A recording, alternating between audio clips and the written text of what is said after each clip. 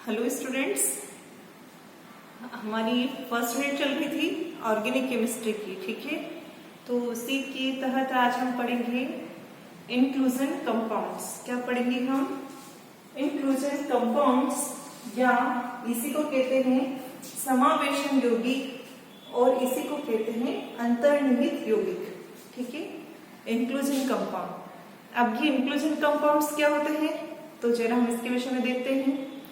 आपको हिंदी के शब्द अंतर्निहित, उससे आपको थोड़ा स्पष्ट हो रहा है कि अंतर्निहित मतलब अंदर कुछ निहित है, अंतर्निहित कंपाउंड। अब कैसे, तो इसकी परिभाषा क्या होती है, तो समझिए कि जब किसी यौगिक के क्रिस्टलीय चालक छिद्रों में कोई अन्य यौगिक या कोई अन्य अणु समावेशित हो जाता है, तो ऐसे बनने वाले जो कंपाउंड्स होते हैं उन्हें हम इंक्लूजन कंपाउंड या समावेशन यौगिक कहते हैं। क्या? किसी यौगिक के क्रिस्टलीय चालक संरचना में बने वाले छिद्रों में जब कोई अन्य अणु फंस जाता है या समावेशित हो जाता है, तो ऐसे बनने वाले यौगिक इंक्लूजन कंपाउंड या समावेशन यौगिक कहलाते हैं। लेकिन जिस तरह एक क्रिस्टलीय जो जालक था उसमें कोई दूसरा अणु फंसा, लेकिन उन दोनों के मध्य कोई रासायनिक बंध का निर्माण नहीं होता है, ना ही उन दोनों के मध्य कोई रासायनिक अभिक्रिया संपन्न होती है। जैसे हमने बोर्ड पे लिखा, उसमें से वो कंपाउंड जिसमें सूक्ष्म छिद्र उपस्थित थे, जिसमें आने वाला अणु समाहित होगा, उसे तो क्या कहते हैं हम? होस्ट। होस्ट जिसमें आने जाने वाला अणु समाहित होता है उसे तो कहेंगे होस्ट। और जो अणु आकर समाहित होगा, अंतर्निहित होगा, उसको हम क्या कहते हैं? गेस्ट। ठीक है, तो इस तरह से दो अणु यहाँ पर आपस में जुड़ते हैं, लेकिन बंध के द्वारा नहीं जुड़ते हैं। सिर्फ क्या होता है, जो एक अणु है उसमें अगर छिद्र है, ठीक, तो उन छिद्रों में कोई आने वाला अणु वहां पर फंस जाता है, समाहित हो जाता है। ठीक है, लेकिन रासायनिक बंध का निर्माण नहीं होता है। तो इस तरह के यौगिक क्या कहलाते हैं? इंक्लूजन कंपाउंड कहलाते हैं। और यहाँ होस्ट और गेस्ट टर्म का यूज किया जाता है। होस्ट टर्म उसके लिए जिसका क्रिस्टलीय चालक छिद्र की बात हम कर रहे हैं, जिसमें आने वाला अणु समाहित होगा, और गेस्ट उसके लिए जो कि होस्ट में समाहित होगा। ठीक, तो ये इंक्लूजन कंपाउंड से इन्हें दो प्रकारों में विभक्त किया गया है। ठीक है, विभक्त किस आधार पर किया गया है? जो होस्ट है उससे बनने वाली संरचना के आधार पर इसको दो भागों में विभक्त किया गया है। एक तो है क्लेथरेट यौगिक और एक है वाइका यौगिक। ठीक, एक तो क्या है? क्लेथरेट यौगिक और एक है वाइका यौगिक। क्लेथरेट यौगिक किसे कहते हैं? तो इसमें क्या होता है, जो होस्ट होता है वो होस्ट इस तरह से अपनी जो अणु है उनको व्यवस्थित करता है कि उसके मध्य एक सूक्ष्म छिद्र का निर्माण हो जाता है, और उस सूक्ष्म छिद्र में आने वाला गेस्ट अणु समाहित हो जाता है। इसे तो कहते हैं हम क्लेथरेट यौगिक। क्या कि जो होस्ट अणु होता है वो अपने अणुओं को इस तरह से व्यवस्थित करता है कि उसमें उनके बीच में एक सूक्ष्म छिद्र का निर्माण हो जाता है, और उस सूक्ष्म छिद्र में आने वाला गेस्ट अणु समाहित हो जाता है। इसे कहते हैं क्लेथरेट यौगिक। सेकेंड है आपके पास में वाहिका यौगिक। ये वाहिका यौगिक क्या है, तो इसमें क्या होता है कि जो होस्ट अणु होता है वो होस्ट अणु अपने अणुओं को इस तरह से व्यवस्थित करता है कि वाहिका रूपी संरचना का निर्माण कर लेता है। इस वाहिका रूपी संरचना में आने वाला गेस्ट अणु समाहित हो जाता है और समावेशन यौगिक का निर्माण हो जाता है, जिसे हम वाहिका यौगिक कहते हैं। तो सबसे पहले हम देखेंगे कि क्लेथरेट यौगिक क्या है और इसमें कौन कौन से उदाहरण हैं। ठीक है, तो देखते हैं हम फर्स्ट क्लेथरेट यौगिक।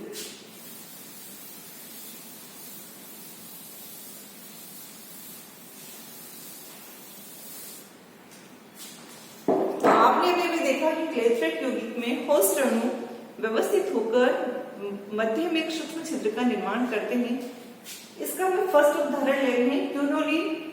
यदि क्विनोलिन के संतृप्त जलीय विलयन को 10 से 40 वायुमंडलीय दाब में अगर ऑर्गन, क्रिप्टोन, जीनोन इन गैसों का मिश्रण कर दिया जाए तो यहाँ पर हमें क्लेथरेट यौगिक मिलता है। क्या? यदि क्यूनोलीन के संतृप्त जलीय विलयन में 10 से 40 वायुमंडलीय दाब पर यदि ऑर्गन, क्रिप्टोन, जीनोन इन गैसों को मिश्रित कर दिया जाए, मिला दिया जाए, तो हमारे पास में क्लेथरेट यौगिक का निर्माण होता है। ऐसा कैसे होता है? क्या होता है, जो कि क्यूनोलीन है, अब संतृप्त जलीय विलयन लिया है, मतलब उसमें और भी कई अणु होंगे, तो ये सब अणु मिलकर आपस में हाइड्रोजन बॉन्डिंग के द्वारा एक पिंजरे नुमा संरचना का निर्माण कर लेते हैं और इस पिंजरे नुमा संरचना में ऑर्गन, क्रिप्टोन, जीनोन में से कोई भी एक गैस समाहित हो जाती है और क्लेथरेट यौगिक का निर्माण करती है। देखो कैसे, ये हमारे पास में है क्यूनोलीन,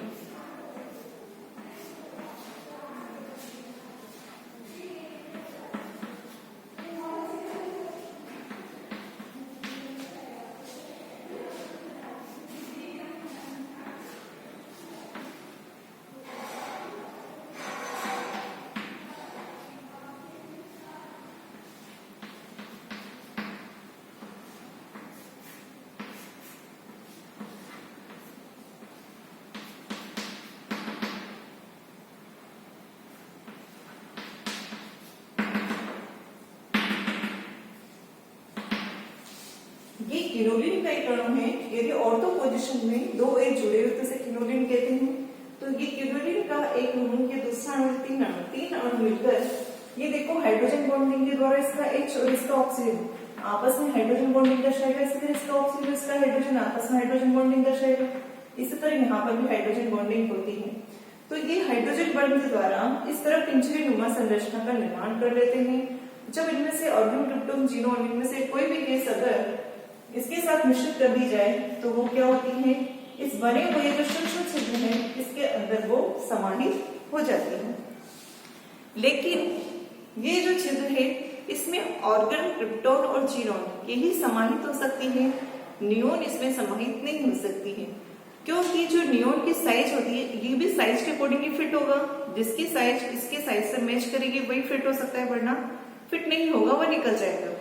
तो यदि अगर हम यहाँ नियोन को मिला दें इसमें, तो नियोन इसमें फिट नहीं होती है, नियोन यहाँ से निकल जाती है क्योंकि उसकी साइज क्या होती है, छोटी होती है। तो इस तरह अगर हम क्यूनोलीन का संतृप्त जलीय विलयन लिए और नियोन, ऑर्गन, क्रिप्टोन, जीनोन का इन सबका अगर मिश्रण ले लेते हैं तो हम इसमें से नियोन गैस को अलग कर सकते हैं इनके मिश्रण में से, क्योंकि नियोन गैस यहाँ फिट नहीं होगी और इनमें से कोई भी जो इसके साथ मिश्रित होगा वो तो यहाँ क्या हो जाएगा, फिट हो जाएगा। ठीक है, तो ये हुई आपकी फर्स्ट उदाहरण किसका, क्लेथरेट यौगिक का। तो क्यूनोलीन का संतृप्त जलीय विलयन ऑर्गन, क्रिप्टोन, जीनोन के साथ में क्लेथरेट यौगिक का निर्माण करता है और कैसे यहाइड्रोजन बॉन्डिंग के द्वारा पिंजरे नुमा संरचना को बनाकर छिद्र का निर्माण करके छिद्र में वो फिट हो जाता है। सेकंड देखिए, यदि हम निकल साइनाइड और अमोनियम हाइड्रोक्साइड इन दोनों का यदि क्रिस्टलीकरण करते हैं किसकी उपस्थिति में, बेंजीन की उपस्थिति में। ठीक है, क्या जब हम निकल साइनाइड और अमोनियम हाइड्रोक्साइड दोनों का अगर क्रिस्टलीकरण करें बेंजीन की उपस्थिति में, तो इनके क्रिस्टलीकरण करने से परतीय संरचना बनती है और उन परतीय संरचनाओं के बीच में ये जो बेंजीन है वो समाहित हो जाती है और हमें इस तरह का समावेशन यौगिक मिल जाता है। ये भी क्लेथरेट यौगिक है। ठीक है, क्योंकि यहाँ पर हमने देखा वाहिका का निर्माण नहीं हुआ है, परिधीय संरचना का निर्माण हुआ था। इन परतों के मध्य बेंजीन समाहित हो जाती है और क्लेथरेट यौगिक का निर्माण करती है। तो ये हमने क्लेथरेट यौगिक के दो उदाहरण देखे। आपने देखा कि अभी यहाँ पर जो ऑर्गन है वो समाहित हो गया, क्या इनके मध्य कोई रासायनिक बंध बन रहा है, नहीं बन रहा, कोई रासायनिक अभिक्रिया हो रही है, नहीं हो रही। यदि हम इस यौगिक को गर्म करें, ठीक है, अगर गर्म करेंगे तो यह ऑर्गन यहाँ से क्या करेगा, हट जाएगा, यहाँ से चला जाएगा, यहाँ से निकल जाएगा। तो क्या इनके मध्य कोई रासायनिक बंधन नहीं होता है, ना ही कोई रासायनिक अभिक्रिया होती है। अब हम सेकंड देखते हैं वाहिका यौगिक।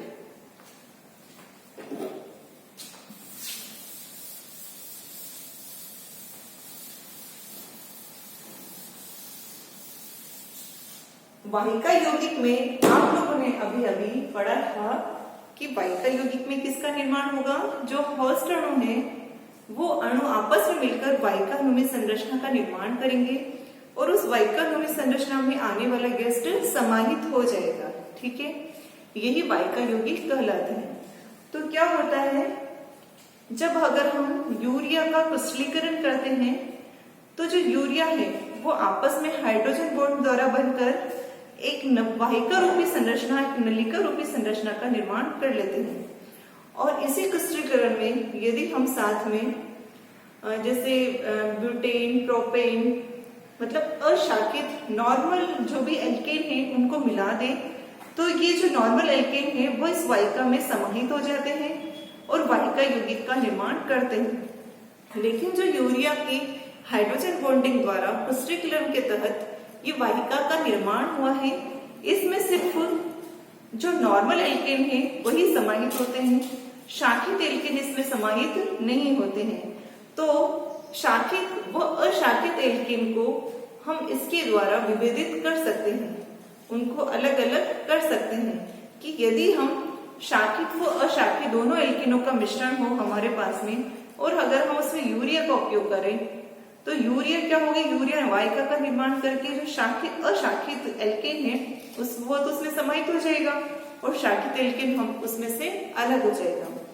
इसी तरह यदि हम थायोयूरिया का उपयोग करें तो थायोयूरिया भी वाहिका का निर्माण कर लेता है, लेकिन होता क्या है, थायोयूरिया की जो वाहिका होती है वो यूरिया की वाहिका की तुलना में अपेक्षाकृत बड़ी होती है। बड़ी होने के कारण उसमें शाखित एल्केन, अशाखित एल्केन चला तो जाएगा लेकिन वो उसमें फिट नहीं हो पाएगा, वो वहां से निकल जाएगा। वहां पर कौन फिट होगा, वहां पर शाखित एल्केन फिट होगा। तो थायोयूरिया में तो शाखित एल्केन फिट होता है, वो उसके साथ में समावेशन यौगिक का निर्माण करता है और जो अशाखित एल्केन होते हैं वह यूरिया के साथ में वाहिका यौगिक का निर्माण करते हैं जो कि समावेशन यौगिक है। तो इस तरह से आपने देखा कि समावेशन यौगिक क्या है, कि इनमें कोई रासायनिक बंध नहीं होता है, बस जो बीच में अगर कुछ गैप मिल जाता है तो वहां पर दूसरा अणु फिट हो जाता है। इसी के साथ में आपका जो ये इंक्लूसिव कंपाउंड है आपके सिलेबस के अकॉर्डिंग वो कंप्लीट होता है। Thank you.